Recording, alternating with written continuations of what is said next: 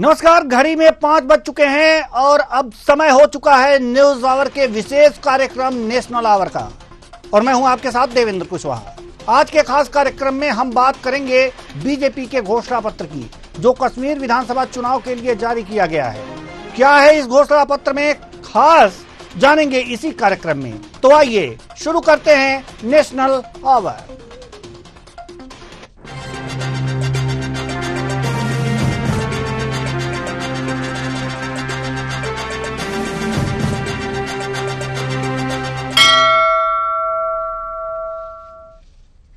जम्मू कश्मीर में विधानसभा चुनाव होने वाले हैं। प्रथम चरण का मतदान 18 सितंबर को होगा।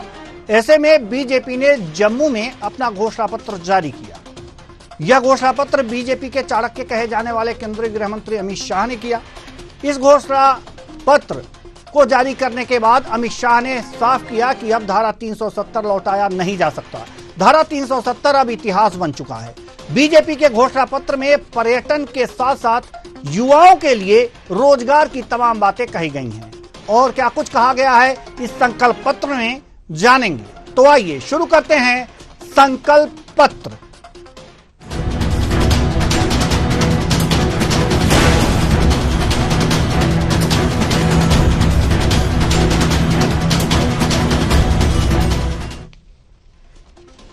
जम्मू कश्मीर में होने वाले विधानसभा चुनाव को लेकर भारतीय जनता पार्टी बीजेपी ने अपना संकल्प पत्र जारी किया है। केंद्रीय गृह मंत्री अमित शाह ने पार्टी का संकल्प पत्र जारी किया।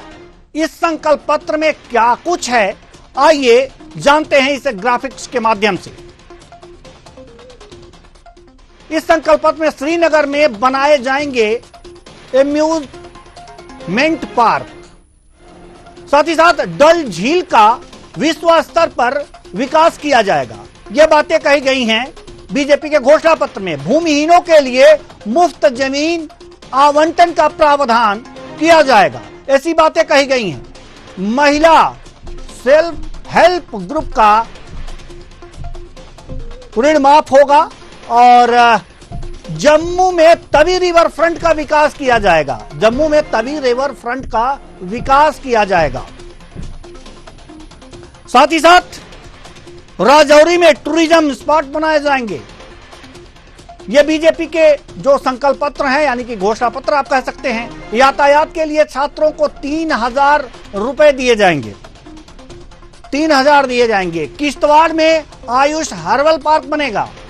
ये बातें इस घोषणा पत्र में कही गई हैं। जम्मू कश्मीर में मेट्रो का काम शुरू होगा और साथ ही साथ 5 लाख रोजगार के अवसर पैदा किए जाएंगे। ये भी बातें कही हैं। कुल 21 बातें इसमें हैं और इसमें जो खास बातें हमने आपको बताई हैं, इसमें एलपीजी सिलेंडर की भी बातें कही गई हैं। उज्ज्वला योजना के अंतर्गत यहां पर भी मुफ्त में दिए जाएंगे। तमाम बातें हैं इसमें। आज इसी पर हम चर्चा करेंगे और चर्चा के लिए हमारे साथ मेहमान भी जुड़ेंगे और जो हमारे साथ मेहमान जुड़ेंगे उनसे हम इस पर चर्चा करेंगे और जानने की कोशिश करेंगे कि आखिर जो बातें इसमें कही गई हैं कि भूमिहीनों के लिए मुफ्त जमीन आवंटन का प्रावधान इसमें जो किया गया है, तो इसके लिए क्या कुछ है, कैसे किया जाएगा, किन भूमिहीनों को किया जाएगा, किन भूमिहीनों को जमीन दी जाएगी। साथ ही साथ जो डल झील का विश्व स्तर पर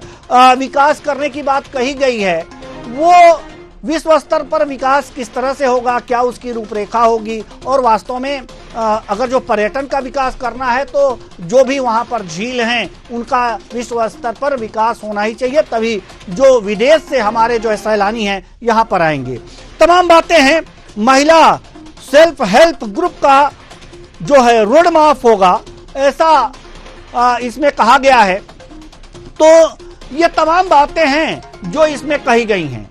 तो कुल अगर जो राजौरी की जहां तक बात करें, राजौरी को टूरिज्म स्पॉट बनाए जाने की बात कही गई है और जम्मू तवी रिवर फ्रंट का विकास करने की भी बात कही गई है।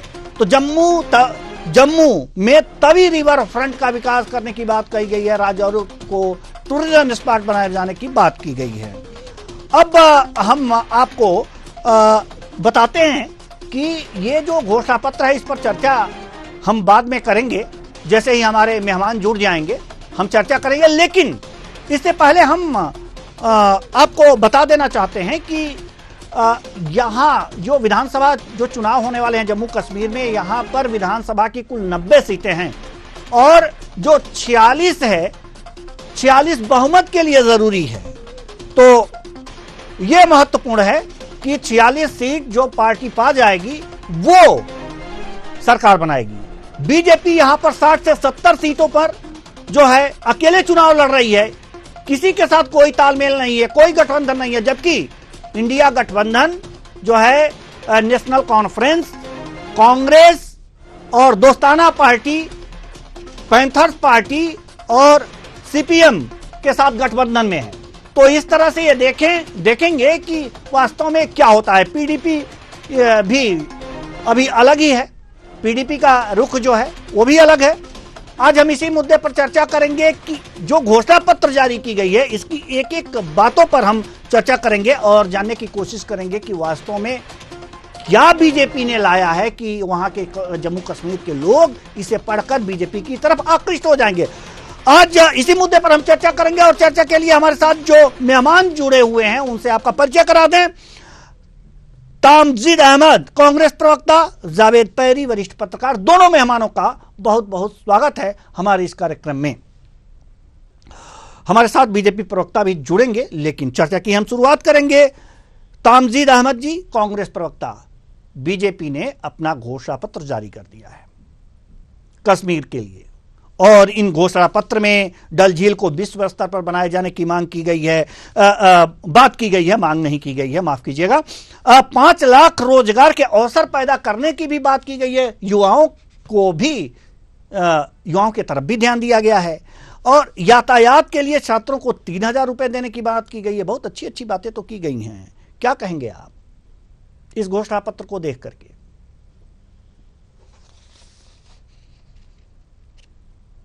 देखिए, घोषणा पत्र जो भी आया है भारतीय जनता पार्टी का, इसका ट्यून और रिदम और थीम ऐसे ही सेट हो गया था कि जब भारतीय जनता पार्टी ने अपने 44 कैंडिडेट की लिस्ट जो निकाली थी 2 घंटे के अंदर वापस लेना पड़ गया। तो आप समझ सकते हैं कि भारतीय जनता पार्टी के कॉन्फिडेंस का लेवल क्या है इस चुनाव में। अब उन्हें पता है कि चुनाव हारने जा रहे हैं तो घोषणा कुछ भी कर दें। ऐसे ही तो घोषणा 2014 में भी उन्होंने कर दी थी, 15-15 लाख रुपए देंगे, 2 करोड़ रोजगार देंगे, महिलाओं को सस्ती गैस देंगे, पता नहीं क्या क्या वादे कर दिए थे इन्होंने, लेकिन क्या कुछ हुआ क्या? तो आप समझ सकते हैं कि वादे और दावों का तो ये दावों की पार्टी है, लेकिन सबको पता है। और अच्छा, इतने राज्यों में सरकार चल रही है, किसी राज्य में करके दे दें, किस राज्य में ऐसा करके दे रहे हैं?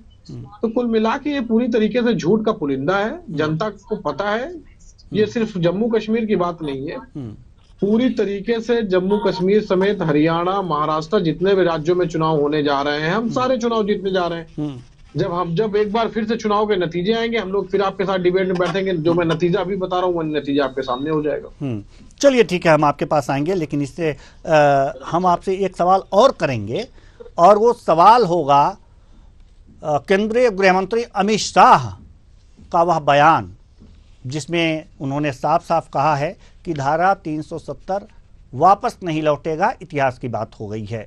हम इसका जवाब तैयार रखिएगा, हम आएंगे आपके पास, यही सवाल करेंगे। लेकिन उससे पहले जावेद पैरी जी, वरिष्ठ पत्रकार, हमारे साथ जुड़े हुए हैं। जावेद पैरी जी, सवाल यह है कि झूठ का पुलिंदा कांग्रेस इसे बता रही है, जबकि घोषणा पत्र को देखकर आपको क्या लगता है? जावेद, देखिए, बिल्कुल आपको बताऊंगा, जो आज अमित शाह ने जम्मू में एक रैली को संबोधित करते हुए अपने घोषणा पत्र जो है उसको रिलीज किया। हालांकि ये घोषणा पत्र जो है, जब कह दिया कि खाली जो आवाम है उनको पाया जाए, अगर आने कर सकते हैं, अगर तो अगर देखा जाए ये के बाद जम्मू कश्मीर, हालांकि ये स्टेटहुड से पहले स्टेटहुड जो यहाँ पे पोलिटिकल पार्टी है, चाहे पीडीपी कि पहले जो स्टेटहुड यहाँ पे मिलना चाहिए, तब इलेक्शन आगे जो है इसमें ऐसी चीजें जो है वो मिल सकते हैं। तो हालांकि फिलहाल जो पार्टियां है वो बड़े बड़े दावे कर रहे हैं। यहाँ पे जब तक स्टेट बहाल नहीं हो सकता है तब तक इन बात पे जो है वो शायद बदल नहीं कर सकते। चलिए, क्या दावे हैं और इन पर अमल, आपकी बातें चूंकि सही से आवाज़ आपकी आ नहीं रही थी इसलिए हम पूरी तरह से समझ नहीं पाए, लेकिन पुनः हम तामजिद अहमद जी की तरफ रुख करेंगे और यही जानने की कोशिश करेंगे आपसे कि जो अमित शाह जी ने जो कहा है कि धारा 370 अब वापस नहीं लौटेगा, ये इतिहास की बात बन चुकी है, जबकि कई पार्टियां तो ये कहती पाई गई हैं कि धारा 370 वापस लाएंगे। इस तरह के संकेत देती हैं कई पार्टियां, क्या कहेंगे आप? कौन सी पार्टी ने कहा है, किस पार्टी ने कहा है? आप PDP, इतने बड़े बयान को आप कह रहे हैं, अच्छा लोकल नेशनल रीजनल लेवल पे कौन क्या बोल रहा है? बीडीपी के साथ तो भारतीय जनता पार्टी का बहुत जबरदस्त गठबंधन भी रहा है जी। आपको पता भी होगा कि उनके साथ गठबंधन में रहे, तो पीडीपी क्या बोल रही है उसका जवाब तो मैं नहीं दे सकता हूँ। हमारा स्टैंड बिल्कुल साफ है कि जम्मू कश्मीर का स्टेटहुड हम वापस देने के लिए पूरी प्रयास करेंगे, और हमारी सरकार बनी तो हम निश्चित रूप से केंद्र सरकार के ऊपर ये दबाव डालेंगे कि जम्मू कश्मीर का और लद्दाख का स्टेटहुड वापस किया जाए।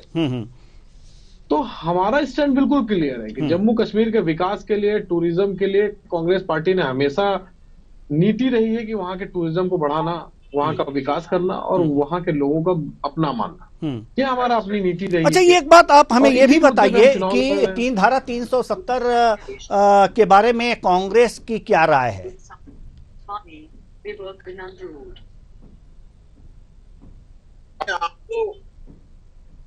जी जी जी, कांग्रेस पार्टी ने बिल्कुल स्पष्ट राय दे रखी है कि कश्मीर एक हमारा आंतरिक मामला है और निश्चित रूप से कश्मीर हमारा हिस्सा है। कश्मीर के लोग हमारे अपने, यही कांग्रेस पार्टी का स्टैंड है। और उसके विकास के लिए, उसके टूरिज्म के लिए कांग्रेस पार्टी ने हमेशा ये विचार रहा है कि कश्मीर का विकास, जब धारा 370 था, नहीं जब धारा 370 था तब भी तो ये आंतरिक ही मामला था भारत का, जम्मू कश्मीर। नहीं, निश्चित रूप से तो अब क्या है, वही तो 370 पे हम जानना चाहते हैं कि क्या है कश्मीर हमारा अपना हिस्सा है, कश्मीर के लोग हमारे अपने भाई हैं और कश्मीर के विकास के लिए कांग्रेस पार्टी वचनबद्ध है। तो धारा 370 अब लौट करके नहीं आएगा, ये अमित शाह के इस बयान से आप लोग सहमत हैं? देखिए वो क्या बयान दे रहे हैं, वो क्या बयान नहीं दे रहे, वो भारतीय जनता पार्टी का प्रवक्ता बताएगा। हमारा स्टैंड बिल्कुल साफ है इस चीज को लेके, हमने बिल्कुल क्लियर। तो धारा 370 के बारे में बिल्कुल भी साफ है कि वो अब लौटेगा नहीं। किसने आप ये बताइए ना कि नहीं, स्टैंड साफ है कि हम कांग्रेस का स्टैंड साफ है कि धारा 370 नहीं लौटेगा? बिल्कुल हमारा स्टैंड बिल्कुल साफ है कि कश्मीर के लिए, कश्मीरियत के लिए जो भी कांग्रेस पार्टी से बन पड़ेगा कांग्रेस पार्टी उसको करेगी। चलिए ठीक है, 370 धारा 370 जी, हमेशा से कांग्रेस पार्टी ने उसको कांग्रेस को, इसीलिए इस धारा को जो 370 की बात कर रहे हैं आप, कांग्रेस पार्टी ने हमेशा कश्मीर और कश्मीरियत के लिए ही काम किया है और उनके जो कल्चर है उसको बचाने के लिए काम किया। पीडीपी क्या बयान दे रही है उसकी जिम्मेदारी हम नहीं ले सकते। हाँ नहीं, लेकिन कांग्रेस, मतलब कांग्रेस का साफ रुख है कि धारा 370 35A अब नहीं लौटेगा, अब विकास के काम हो बस। बिल्कुल, ये अच्छी बात है। विकास करेंगे, स्टेटहुड वापस करेंगे, ये हमारा बिल्कुल विचार है कि स्टेटहुड वापस करने के लिए बिल्कुल लद्दाख का हो, चाहे वो जम्मू का हो, चाहे कश्मीर का हो। चलिए ठीक है, स्पष्ट स्टैंड हमारा स्पष्ट जी। जावेद पहरी जी, हम आपके पास आना चाहेंगे, लेकिन इससे पहले अमित शाह ने घोषणा पत्र जारी करते हुए, केंद्रीय गृह मंत्री अमित शाह ने घोषणा पत्र जारी करते हुए क्या कुछ कहा है, जरा उसको सुन लीजिए, उसके बाद हम इस चर्चा को और आगे बढ़ाएंगे। आजादी के समय से हमारी पार्टी के लिए जम्मू कश्मीर का ये भूभाग बहुत महत्वपूर्ण रहा है और आजादी के समय से ही हमने इस भूभाग को हमेशा भारत के साथ जोड़े रखने के लिए बहुत प्रयास किए। पंडित प्रेमनाथ डोगरा के आंदोलन से लेकर श्यामा प्रसाद मुखर्जी की शहादत तक ये पूरा संघर्ष पहले भारतीय जनसंघ और फिर भारतीय जनता पार्टी ने आगे बढ़ाया, क्योंकि हमारी पार्टी मानती है कि जम्मू कश्मीर हमेशा से भारत का हिस्सा है और रहेगा, इसमें कभी कोई संशय नहीं रहा। मगर कई साल हो गए, 2014 तक जम्मू कश्मीर पर हमेशा अलगाववाद की परछाई रही, आतंकवाद की परछाई रही। अलग अलग स्टेट और नॉन स्टेट एक्टर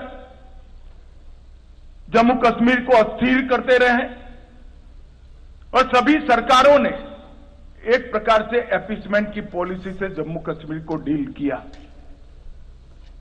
2014 से लेकर 2024 का एक कालखंड, जब भी जम्मू कश्मीर और भारत का इतिहास लिखा जाएगा, जम्मू कश्मीर के लिए स्वर्णिम अक्षरों से अंकित किया जाएगा, ऐसा मेरा बहुत स्पष्ट मानना है।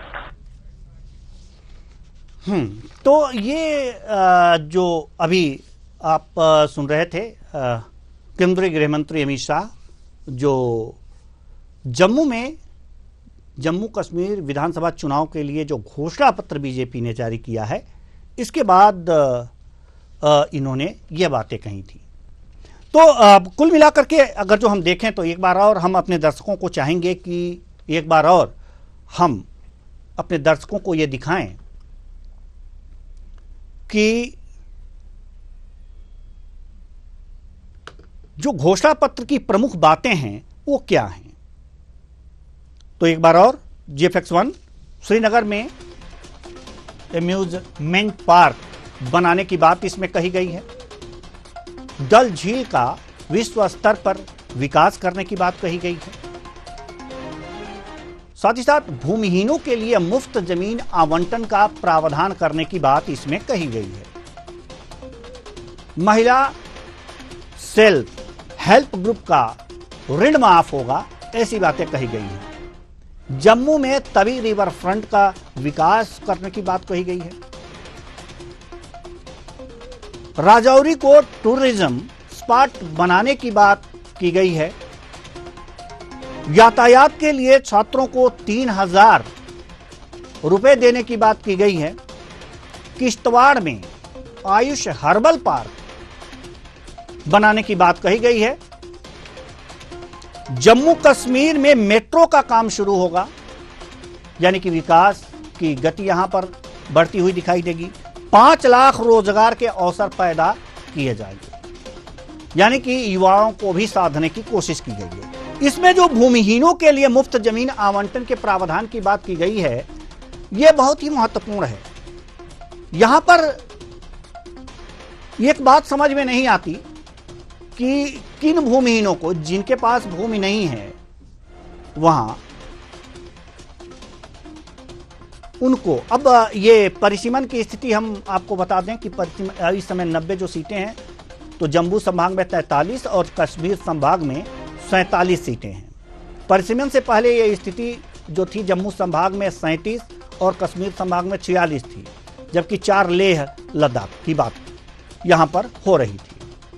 तो ये जम्मू कश्मीर की स्थिति थी परिसीमन से पहले और परिसीमन के बाद की स्थिति हम आपको यहां पर दिखा रहे हैं। गठबंधन में कौन कौन कितने सीटों पर लड़ रहा है ये भी जान लीजिए। नेशनल कॉन्फ्रेंस 51 सीटों पर और भारतीय राष्ट्रीय कांग्रेस 32 सीटों पर चुनाव लड़ रही है कश्मीर में। दोस्ताना मुकाबला 5 सीटों पर यह गठबंधन में है और CPM 1 सीट पर यहां चुनाव लड़ रही है। जम्मू कश्मीर में पैंथर्स पार्टी 1 सीट पर चुनाव लड़ रही है। यह है स्थिति गठबंधन की। और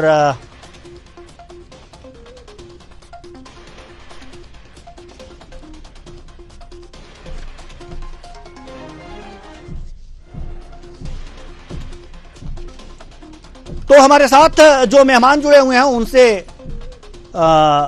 उनके पास चलते हैं। हमारे साथ जावेद पैरी जी, वरिष्ठ पत्रकार हमारे साथ जुड़े हुए हैं अभी। जावेद पैरी जी, एक सवाल है आपसे, और वो सवाल है, भूमिहीनों के लिए मुफ्त जमीन आवंटन का प्रावधान किया जाएगा, यह बीजेपी के घोषणा पत्र में कहा गया है। बीजेपी के ये प्रश्न हमारा बीजेपी से होता, लेकिन बीजेपी पता नहीं क्यों मुंह छुपा रही है। अब मुंह छुपा रही है तो कुछ कहा नहीं जा सकता। समय देने के बाद भी ना आना मुंह छुपाना ही कहा जाएगा। तो बीजेपी मुंह छुपाने में लगी हुई है और क्यों छुपा रही है, यह समझ से परे है। इसलिए हम आपसे स्पष्ट कराना चाहते हैं कि भूमिहीनों के लिए मुफ्त जमीन आवंटन का प्रावधान किया गया है।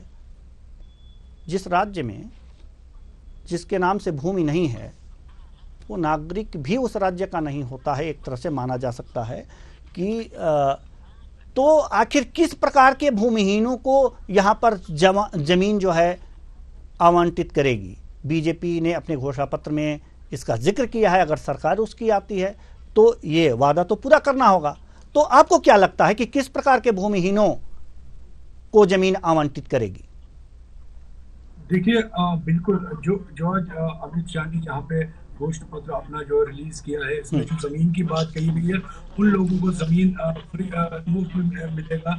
जो लोग, हालांकि अगर बात की जाए, आज अमित शाह ने खाली जम्मू की बात सारी की, कश्मीर की बात ये की टोटू ग्राउंड में एक पार्क बनाएंगे या डल झील को कैसे टूरिज्म को बढ़ावा कह दिया है। तो कहीं ना कहीं जो आज पीर पंचाल की बात, पीर पंचाल से लेकर जम्मू तक की बात किया, हालांकि बीजेपी को ये साफ पता है कि अगर कुछ सीटें मिलेंगे वो जम्मू में मिलेंगे, लेकिन जो पार्लियामेंट इलेक्शन हमने देखा है, यहाँ पे बीजेपी को खाता भी नहीं खुला। भैया इससे पहले भी जो विधानसभा का इलेक्शन 2014 में 2014 में जब इलेक्शन हुआ था, तब भी बीजेपी को कोई खाता नहीं खुला है।